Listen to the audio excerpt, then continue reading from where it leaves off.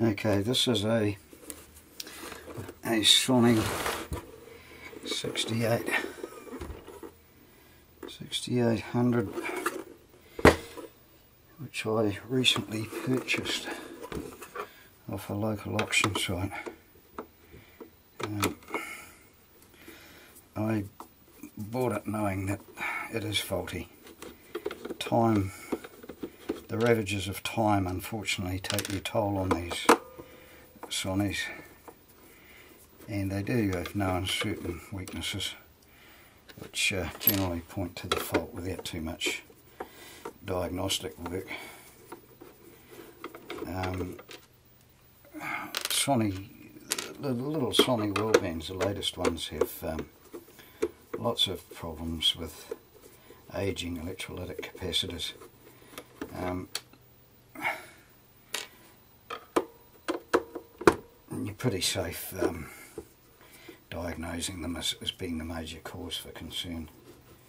This particular model here is another unique standard set of issues, and that the transistors they used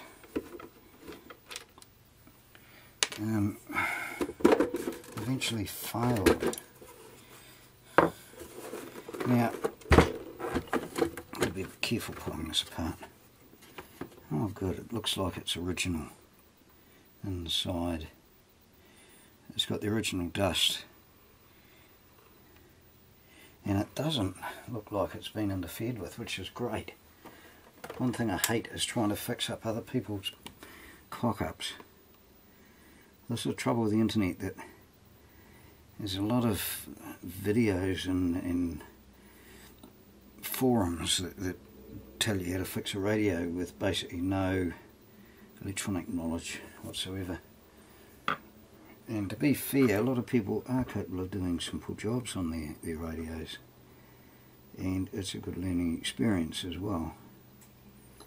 But unfortunately there is a limited amount of, you know, a minimum amount of knowledge required before you can actually do it successfully.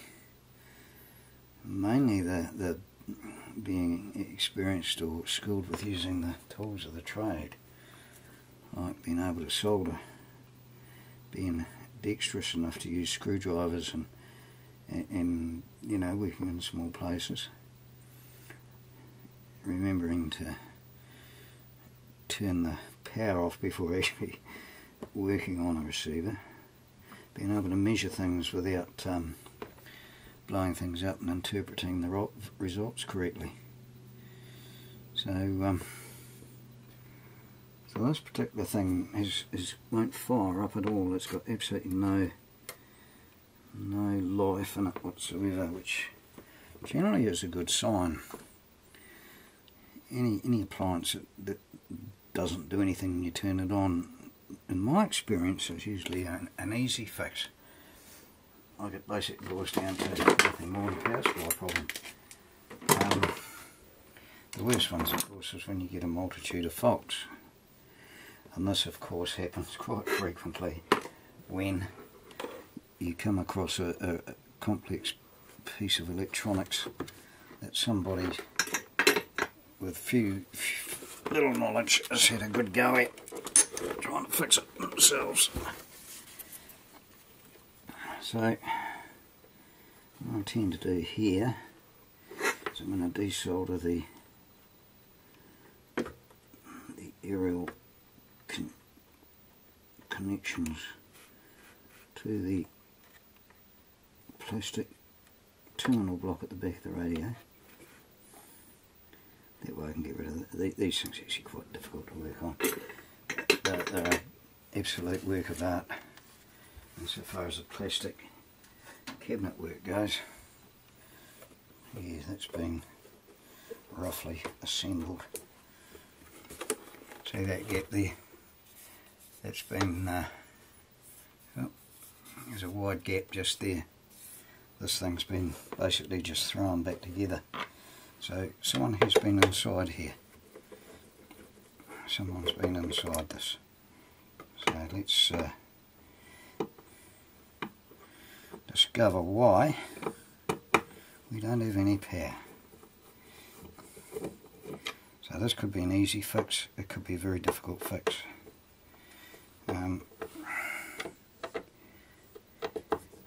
We won't know till we actually start diagnosing the problems, but generally all you do is you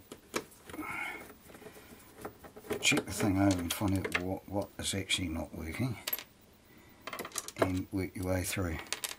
So in this case, if there's no sign of any life at all, the first thing we do here really is just basically look at the power supply, and we'll see why there's no power getting to the set. Then presumably once the power supply is going and we get some life out of the set, some hope, then we can begin to follow it through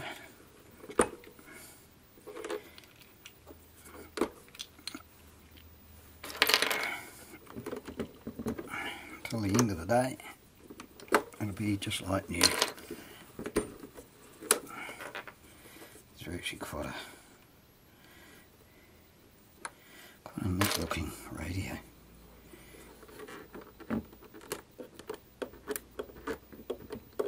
Bought another radio off this gentleman a while back, and he'd obviously had a go at fixing it himself. That's what he'd actually done. That knob was tight, they usually are.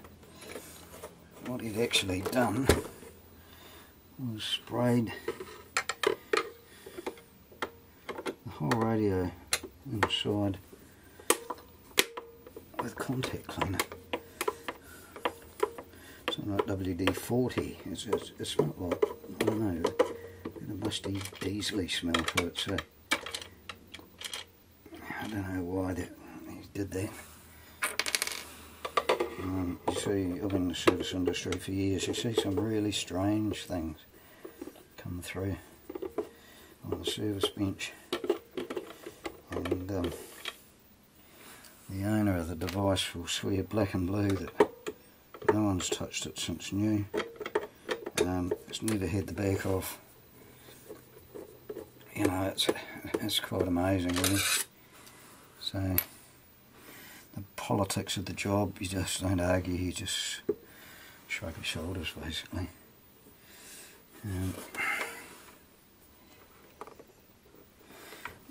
Oh, the light in this place is terrible at times. It's midwinter here, so basically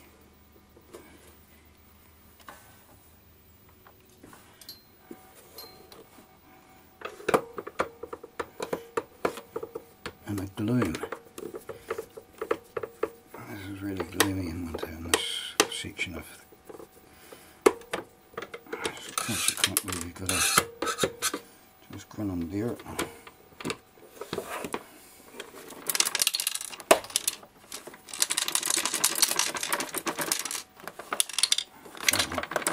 Come here.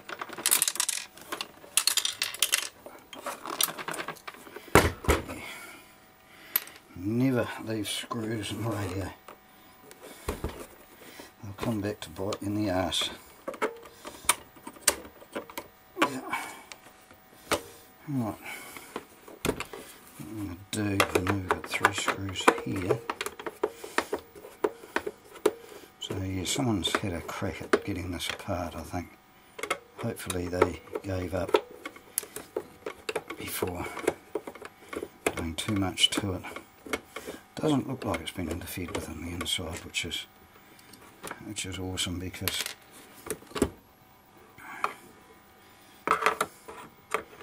you know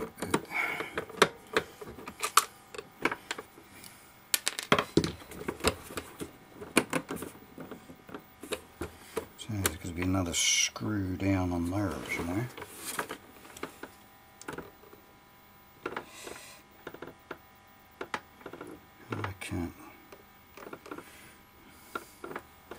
I repeat about, I don't know, probably a good dozen of these over the years.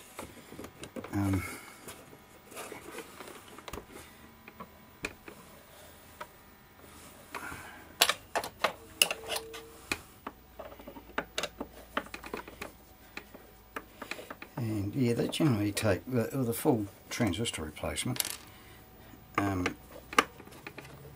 Generally it takes probably about 5 hours.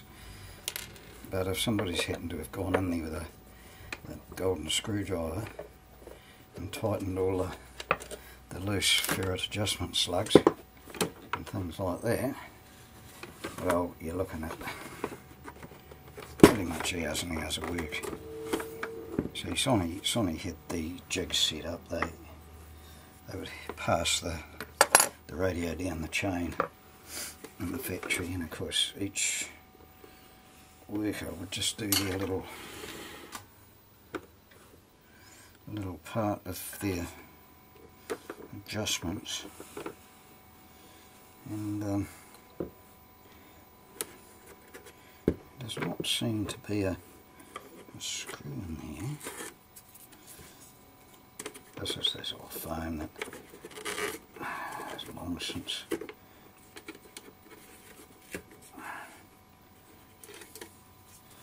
gone queer.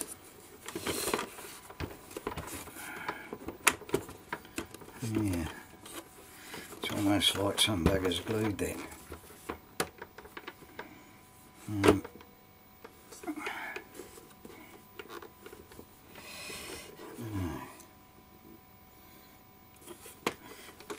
Doesn't pay to force anything, you just got to take your time. Take your time.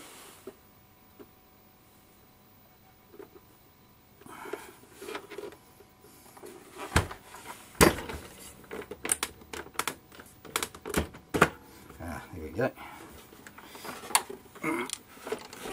Gently does it. Gently does it. Right, there's the board there.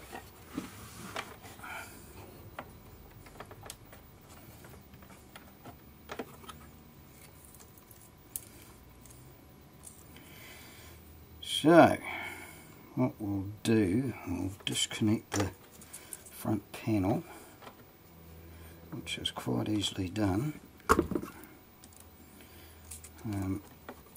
If you're doing this for the first time, put a mark, make a diagram where these wires go. Yeah, there's quite a bit of dirt in here, so yeah, I don't think it's been apart. I don't think it's ever been apart actually. So we can put the front panel to one side, and now we've got the radio pretty much in pieces. There's that dust, look at that. Yeah.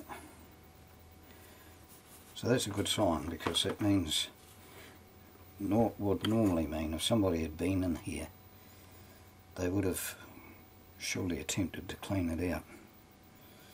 So that's awesome. So we will attempt to find out why we've got no power getting to the radio.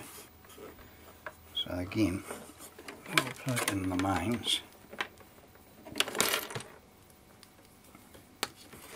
and